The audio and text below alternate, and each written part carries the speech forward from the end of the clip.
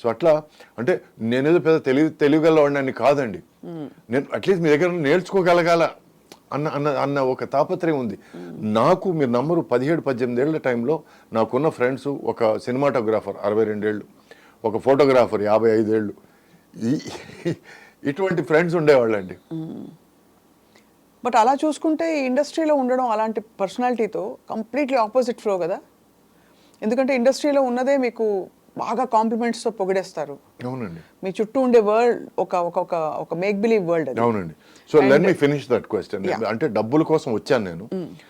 ఎప్పుడైతే cinema industry నాకు ఇంత ఇచ్చింది, నేను అప్పులు తీర్చగలిగాను, నేను కొంచెం కంఫర్ట్ ఉన్నాను అనగానే సినిమా ఇండస్ట్రీకి నేనేం తిరిగి ఇచ్చాను అనే క్వశ్చన్ నాలో స్టార్ట్ అయింది. I have benefited, but I don't think I've given myself. There is much more to give అని మెల్లగా ఎక్కడో సినిమా మీద లవ్ స్టార్ట్ అయింది. ఓకే, లవ్ స్టార్ట్ అయింది. Okay, okay. I started listening to scripts, I started listening to something nice. ఒక 10 లక్షల్లో ఈ పాయింట్గా చెప్పు, నిజమా చెప్పు, ఆ తర్వాత so this became a challenge.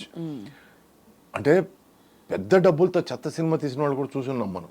But somebody who can do magic win a small.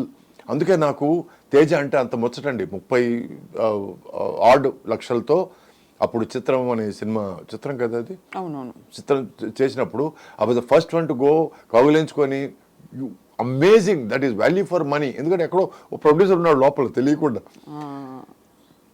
Because కళకి డబ్బులకి పెద్ద సంబంధం లేదండి. You can do it with money, lot of money, you can do it with very less money. So for me I started loving films.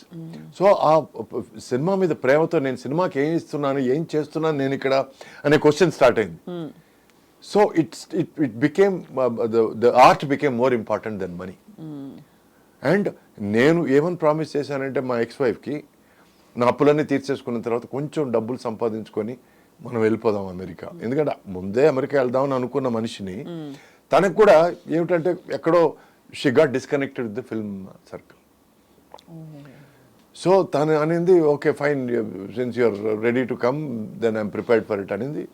ఎక్కడో నాకు love ఇక్కడ start అయిపోయింది, తను disconnect start అయిపోయింది. That is the reason why we didn't stay together. Right.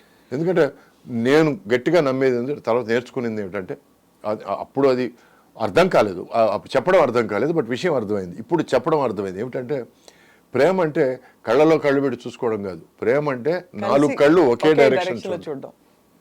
So మీ గమ్యం ఒకటే అవ్వాలి. అప్పుడే అది చాలా దూరం వెళ్తుంది. ఫ్రెండ్షిప్ అయినా సరే, ప్రేమ అయినా సరే, పెళ్ళి అయినా సరే. So I started giving my self more to films. అందుకే ప్రార్థన లాంటి మంచి స్టోరీ దొరికితే నేనే ప్రొడ్యూస్ చేస్తానంటాం. ఓ భవానీ లాంటి మంచి కాన్సెప్ట్ దొరికితే నేనే ప్రొడ్యూస్ చేస్తానంటాం. Which is why it became my love for cinema. ఇది నా ఆన్సర్. నో. సో బేసికలీ అదే, ఇలాంటి ఒక టెంపర్మెంట్ ఉండి మీకు, అంటే ఫర్ నేచర్, బేసిక్ నేచర్, కొంచెం very selective about your world, picking and choosing your. ఇక్కడేమో మీరు వద్దన్నా కావాలన్నా మీకు ఒక కవచం లాగా మనుషులు ఉంటారు చుట్టూ. ఆ తర్వాత నేర్చుకున్నారు. రైట్. ఏమి నేర్చుకున్నానంటే మసలడం నేర్చుకున్నాను మనుషులతో. How to be with them, how to be part of their conversation. అంటే వాళ్ళ జీవితాల్లో ఒక భాగం నేను కాలేను, ఎందుకంటే అంత పేషెన్స్ లేదు నాకు.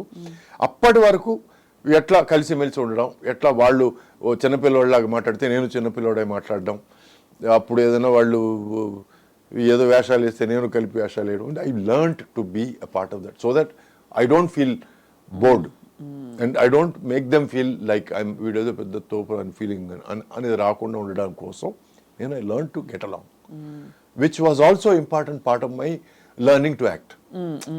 అది కూడా ఒక లెసన్ అనే అనుకుంటున్నాను నేను. మీ ఎక్స్ప్రెషన్స్ చాలా సటిలిటీస్ కూడా మీరు ఐబ్రో ఇలా అనడం ద్వారా మీరు చాలా ఆల్మోస్ట్ సీజన్డ్ యాక్టర్ లాగే కనిపించారు బిగినింగ్ నుంచి. The little that we observe. Thank you. ఎందుకంటే నేను ఎక్కడి నుంచి వచ్చానంటే అండి, మా ఫాదర్ శివాజీ గారు ఇట్లా నీ పెళ్ళాం నన్ను ఇల్ ట్రీట్ చేసింది అని అంటే నేను అన్నానండి. ఎక్కడో ఆ సినిమాలు చూడడం, ఫారిన్ సినిమాలు చూడడం, అది కట్ ఏంటిది వాడికి యాక్షన్ నేర్పించండి. తర్వాత మీ నంబర్ 3 గంటలు నాకు నేర్పించారు అని అనడం. అక్కడి నుంచి వచ్చిన వాడిని నేను. అది ఎలాగైనా దాన్ని చంపేయాలనే ఫీలింగ్లోనే ఉన్నాను నేను అప్పటి నుంచి ఇప్పటిదాకా. Acting is not about letting you know what I feel. Correct. It's Acting about is about me feeling what I feel. yes. And if that reaches you, That then my evokes job is emotion. done. Correct. But it has to reach me first. First నాకు reach అవ్వాలి అది. దానికి you need that silence or that calmness. Exactly. Exactly. So ఈ రోజుకి నన్ను ఏడవమంటే sir కళ్ళలో నీళ్ళు రావాలంటాను నేను. ఎందుకంటే కళ్ళలో నీళ్లు రాకుండా ఏడవడం అనేది జయసుధ గారిని చూసి నేర్చుకున్నాను నేను. She is amazing actress. సో కొన్ని విషయాలు కొంతమంది పెద్దవాళ్ళ దగ్గర మనం నేర్చుకుంటుంటాం. ఎంత బాధ వచ్చినా ఆ కళ్ళల్లో నీళ్ళు అలా కదులుతుంటాయి. What an actress, my god. So ఇవన్నీ చిన్న విషయాలు మనం పెద్దవాళ్ళ దగ్గర నుంచి కొంచెం నేర్చుకోవచ్చు. ఎందుకంటే ఈ ప్రతిదీ దానికి మీరు అలా ఏడిచి డైలాగ్ చెప్తుంటే అని అనిపిస్తుంది మనకి. చాలా హిస్టానిక్ గా ఉండేది, అంటే అది ఒక్కొక్కళ్ళ స్టైల్ కి విడిపోయేది. అవునండి, కొంతమందికి సెట్ అవ్వదు.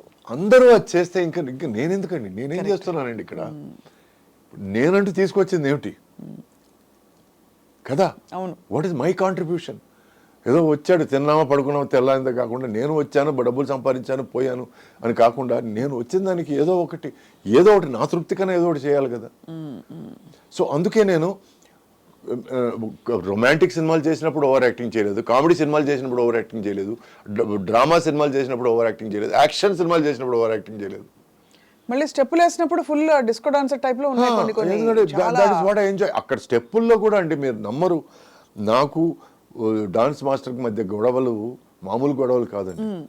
నా పాయింట్ ఏంటంటే అండి, నేను డాన్స్ చేసేటప్పుడు నేను ఎంజాయ్ చేయాలి, ఆ ఎంజాయ్మెంట్ నా మొహంలో కనపడుతుంది అనేది నా ఆర్గ్యుమెంట్ అండి. నువ్వు 1 బీట్కి 2 స్టెప్స్ వేయాలి అప్పుడే నువ్వు డాన్సర్వి అనేది కొంతమంది దృక్పథం. నీ 1 బీట్కి 1 స్టెప్ వేయాలి. నేను బాగా రిలాక్స్ కొన్నప్పుడు డూయట్ సాంగ్ చేసేటప్పుడు నేను 2 బీట్స్కి ఒకే స్టెప్ వేస్తాను నేను. That shows that I'm enjoying my dance. So for me dance అంటే దాన్ని ఆస్వాదించి దాన్ని అనుభవించి చేయడం అనేది డాన్స్. వాళ్ళకి ఏమిటంటే కుప్పిగంతులేసి నువ్వు ఎంత గెంతావు, ఎంత కూర్చున్నావు, ఎంత దేకావు చూపించడం dance. So I'm sorry for the language రఫ్గా ఉంటే, నేను ఎందుకంటే పేర్లు చెప్పడం లేదు కాబట్టి పర్లేదు కానీ, but that is not dance అండి. ఎందుకంటే నేను డాన్స్ అసిస్టెంట్గా ఉన్నవాడిని. ప్రాబ్లం ఏంటంటే వాళ్ళందరికీ తెలుసు ఆ విషయం. సో నీకేదో డాన్స్ తెలుసు అని చెప్పి నువ్వు మాకు చూపించడానికి ట్రై చేస్తున్నావు అని ఆర్గ్యుమెంట్లు స్టార్ట్ అయ్యాయి. ఇప్పుడు అదే ఏదైనా వేరే పెద్ద హీరోనో వాట్ ఎవర్, పెద్ద అని నేను క్యాజువల్గా అంటున్నాను కానీ నో డిస్రెస్పెక్ట్. మీరు బాబుకి ఏ స్టెప్పులు రచితే ఆ స్టెప్పులు చేద్దాం అనేది వేరే. నాలాంటి వాడు దొరికితే నా మీద ఎక్స్పెరిమెంట్. నువ్వు డాన్స్ సిస్టమ్ చేస్తా, ఈ స్టెప్ వేయడానికి ఏమి, ఈ స్టెప్ నేను వేస్తాను బట్ ఈ పాటగా స్టెప్ సరిపోదు అనేది నా ఆర్గ్యుమెంట్. అయ్యేవా ఆ టైంలో ఆర్గ్యుమెంట్స్? చాలా అయ్యేవి. నాకు నా ఫేవరెట్ డాన్స్ మాస్టర్ వచ్చి శివశంకర్ అండి. డాన్స్ అసిస్టెంట్ చేత స్టెప్పులు నేర్పించేవాడు. ఆ తర్వాత డాన్స్ అసిస్టెంట్ అంతకంటే మించి ఏమైనా చెప్పబోతే వాడికి డాన్స్ వచ్చి వదిలే అనేవాడు.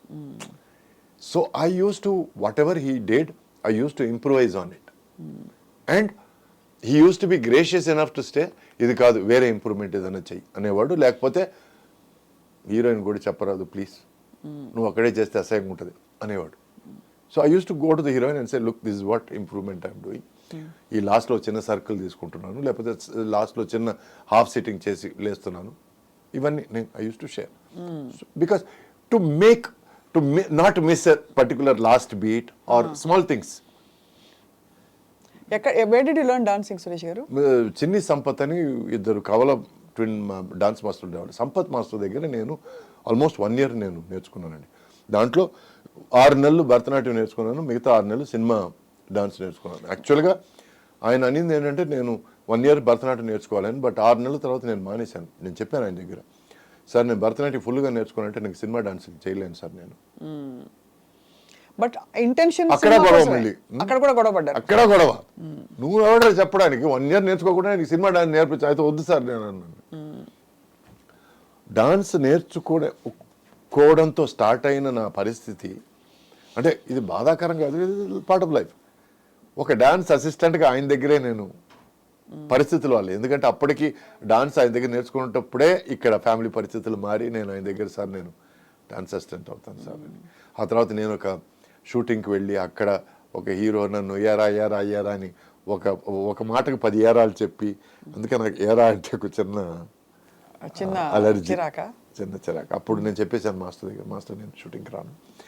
వాళ్ళు ఇక్కడికి వచ్చి డాన్స్ ప్రాక్టీస్ చేస్తారు చూడండి, సాంగ్కు ముందు, షూటింగ్కు ముందు, దానికి నేను పక్క నుండి నేను నేర్పిస్తాను. ఎవరన్నారు ఎరా ఎరా అని? అదే మరి ఎందుకులే, నేను అండర్స్టాండ్. అంటే తమిళ్లో ఒక ఇది ఉందండి, సిల నేరంగళిల్ సిల మనిదర్గండి. అంటే కొన్ని సందర్భాల్లో కొందరు మనుషులు, ఎవడో విలన్ కాదు, ఎవడో హీరో కాదండి, కొన్ని సందర్భాల్లో వాళ్ళు దాని తగినట్టు మాట్లాడుతుంటారు. ఆ టైంలో తను నన్ను ఏరా అని పిలిస్తే ఓకే అనిపించిందేమో, బట్ అప్పటి నుంచి నన్ను ఎవరన్నా సరే ఏరా అంటే మాత్రం నాకు ఇష్టం లేదండి. ఇప్పుడు తల్లి, తండ్రి, గురువు, దైవం, వీళ్ళు ఆఫ్ కోర్స్ నాకు ఎంతో కొంత నువ్వు నేర్పిస్తే నువ్వు ఏరా అని పిలిచినా తప్పలేదు.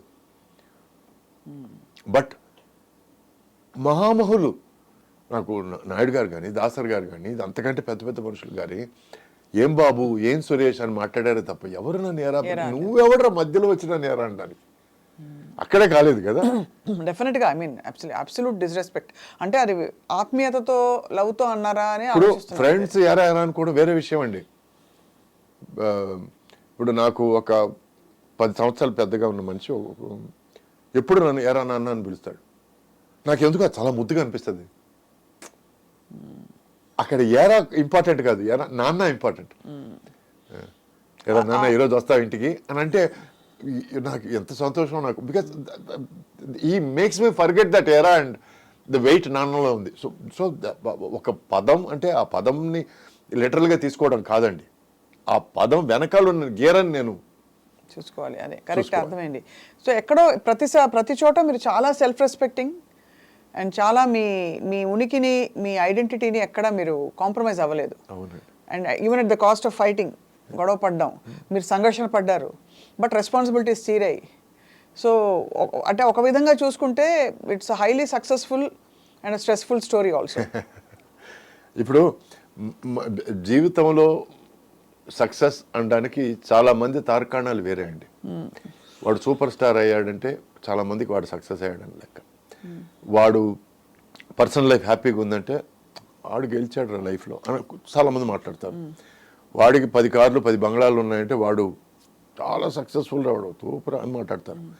బట్ నాకు, for me, being a success is having a peaceful personal life, being healthy and ఒక ముద్ద కోసం ఎవరిని చేయి చాచుకుంటూ ఉండడం. That's my success. చాలు. పీస్ఫుల్ పర్సనల్ లైఫ్ అంటే విత్ స్పౌస్ అనా?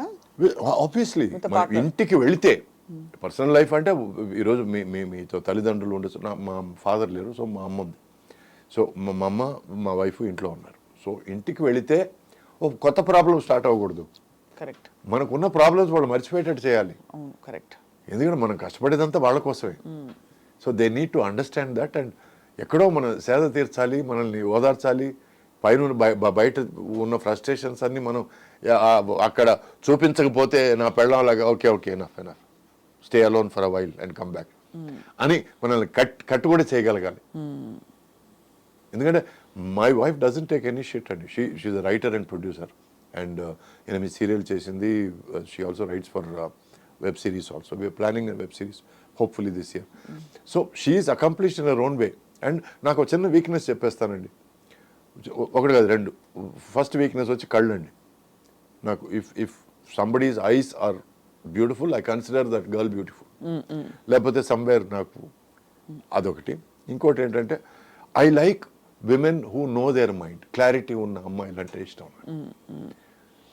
అది that's because you yourself are, అంటే ఒక లెవెల్ ఆఫ్ ఎవల్యూషన్ లేకపోతే కంపాటబిలిటీ కష్టం. ప్లస్ మా ఫాదర్ వాళ్ళ సిస్టర్ ఉండేవాళ్ళు, అత్తగారు. She use to be the head of the family. మా ఇంటి హెడ్ ఆఫ్ ద ఫ్యామిలీ. అంటే డబ్బుల విషయాలు కానీ, తర్వాత ఇంటర్పర్సనల్ రిలేషన్షిప్స్ కానీ, రిలేటివ్స్తో రిలేషన్షిప్స్ కానీ, she use to be the head. She use to take care of everything. We're purely matter. ఆమె చెప్పిందే శాసనం అండి.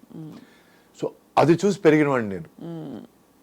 సో ఎవరైనా సరే మా అమ్మలాగా బేలగా ఉంటే నాకు రుచించదు. నాకు వాళ్ళు స్ట్రాంగ్గా ఉండాలి, వాళ్ళకి ఏం కావాలో తెలియాలి. అండ్ నేను ఏదైనా తెలియకుండా ఒక మాట మాట్లాడిస్తే తిరిగి లెఫ్ట్ అండ్ రైట్ నాకు ఇవ్వాలి. ఇస్తేనే నాకు తృప్తిగా ఉంటుంది. ఓకే రైట్, నేను చేసిన తప్పు నేను నేను అనుభవించక తప్పదని. ఎందుకంటే because it is about respect. For me everything in life is about respect. Respect. అవునండి. అబ్సల్యూట్లీ. ఎందుకంటే మర్యాద లేకుండా ఫ్రెండ్షిప్ లేదు, మర్యాద లేకుండా ప్రేమ లేదు, మర్యాద లేకుండా పెళ్లి లేదు, మర్యాద లేకుండా జీవితం లేదు. ఇన్ఫ్యాక్ట్ ఒకరికొకరు మర్యాద లేకుండా నేను ఇక్కడికి వచ్చినప్పుడు నేను మీకు సరిగ్గా మర్యాద ఇవ్వకపోతే ఈ ఇంటర్వ్యూ సాఫీగా జరిగేదో చెప్పండి. మర్యాద లేకుండా బేసిక్ లేదండి. అది మీ వ్యక్తిత్వంలో మొదటి నుంచి మీరు చాటుకుంటూ వచ్చారు. ఎక్కడ కాంప్రమైజ్ అవ్వలేదు, ఎక్కడ గివిన్ చేయలేదు. ఎంత అవసరం ఉన్నా కూడా లేదండి, అవసరం లేదండి. ఏమండి, మన మన అభిమానం చంపుకొని మనం తిరిగే బెంజ్ కారు ఎడ్లబండితో సమానం అండి. Very true. బట్ అదే మనం గర్వంగా పొలంలో మన ఎడ్లబండిలో తిరిగితే మనమే రాజా. అంతే. అందుకే నేను ఎవరితో కంపేర్ చేసుకోనండి. మీరు వచ్చినప్పుడు చెప్పండి. ఎందుకంటే చిన్న విషయం చెప్పేస్తాను. నా ఫిలాసఫీలు కొన్ని ఉన్న పిచ్చి ఫిలాసఫీ. నాకంటే పెద్దవాళ్ళతో కంపేర్ చేసుకుంటే పులిని చూసి నక్కవాత పెట్టుకున్నట్టు ఉంటుంది. నేను కంపేర్ చేసుకోను. నాకు ఈక్వల్గా ఉన్నవాళ్ళు, ఈక్వల్ అనేది తప్పు మాట అండి. మిగతా వాళ్ళ దృష్టిలో నాకు ఈక్వల్గా ఉన్న వాళ్ళతో కంపేర్ చేసుకుంటే అది తప్పు. ఎందుకంటే వాళ్ళు ఇండివిజువల్స్, వాళ్ళ కష్టం వాళ్ళు ఫలితం అనుభవిస్తున్నారు.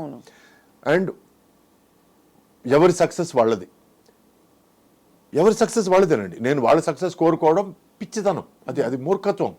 నాకంటే కింద ఉన్నవాళ్ళు, కింద నేను నా అభిమతం కింద అని చెప్పడం కాదు, నాకంటే కొంచెం స్ట్రగుల్ అవుతున్న వాళ్ళు, నాకంటే ఎక్కువ స్ట్రగుల్ అవుతున్న వాళ్ళు, that is the right word, sorry. So నాకంటే ఎక్కువ స్ట్రగుల్ అవుతున్న వాళ్ళని చూసి నేను తృప్తి పడకూడదు. వాళ్ళకంటే నేను బాగున్నాను కదా అని సడన్గా వాడు పైకి వెళ్ళిపోయాడంటే ఇది నేను ఇక్కడే ఉన్నాను అనే ఫీలింగ్ వస్తుంది కదా. So never compare your self with anybody, any stage. నేను ఒక దీవిని, నా దీవి ఇది, ఈ దీవిలో నేను ఉన్నాను. ఎక్కువ నీళ్ళు వస్తే మునుగుతాను, తక్కువ నీళ్ళు వస్తే పైన. It is life. Very true. అయితే మీరు వచ్చినప్పుడు what did your peers feel? మీ తోటి సాటి యాక్టర్స్ అందరూ షేక్ అయ్యారా? షేక్ అందే ఫస్ట్ నన్ను అర్థం చేసుకోవడం కష్టం అయిపోయింది వాళ్ళకి. అసలు వీడియో ఏదో మూడీగా ఉన్నాడు, వీడు ఏదో డిఫరెంట్గా ఉన్నాడు అనే ఫీలింగ్. ఆ తర్వాత మెల్లమెల్లగా నేను వాళ్ళతో అడ్జస్ట్ అవ్వడం నేర్చుకున్నాను.